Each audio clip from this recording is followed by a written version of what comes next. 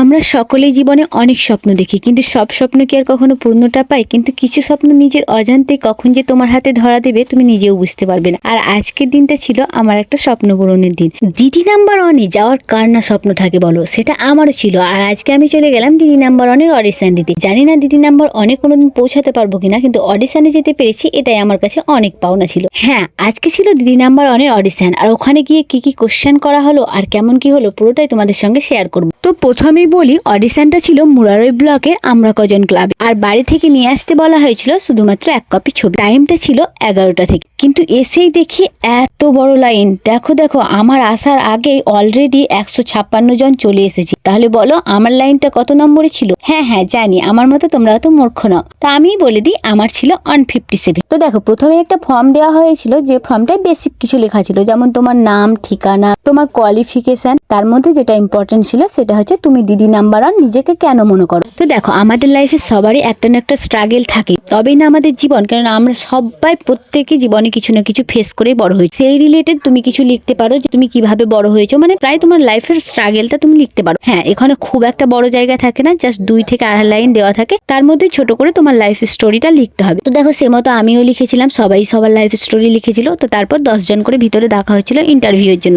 2 থেকে 2.5 ঘন্টা পরে লাইন পেয়েছিলাম, আর আমরাও 10 জন ইন্টারভিউর জন্য ভিতরে ঢুকে পড়লাম। তো সেখানে আমি সেভাবে ভালো করে ভিডিও করতে পারিনি, কেননা ভিডিওটা ক্যামেরাটা অ্যালাউ ছিল না। তবুও আমি লুকিয়ে যেটুকু পেরেছি এটুকুই তোমাদের সঙ্গে শেয়ার করলাম। তো ভিডিওতে আমাদেরকে জাস্ট জিজ্ঞাসা করে করা হয়েছিল, তুমি তোমার সম্বন্ধে কিছু বলো। তা আমি আমার নিজের সম্বন্ধে কিছু বললাম। তো আমরা 10 জন ছিলাম, তো 10 জনই খুব সুন্দর সুন্দর স্টোরি বলেছিল, আমার তো ভালোই লেগেছিল। এখন জানি না, ওনারা কিন্তু আমাদেরকে ডাইরেক্ট কিছু জানিয়ে দেয়নি, আমাদেরকে বলা হয়েছিল যে তো আপনারা এখন যান, পরে আপনাদেরকে জানিয়ে দেওয়া হবে, সেটা ফোন বা মেলের সাহায্যে। তো তারপর দেখো আমি বেরিয়ে চলে এলাম। এটুকুই আমি ছোট্টর মধ্যে তোমাদেরকে শেয়ার করলাম। তো মিনি ব্লগটা কেমন লাগলো বলিও। Tata guys.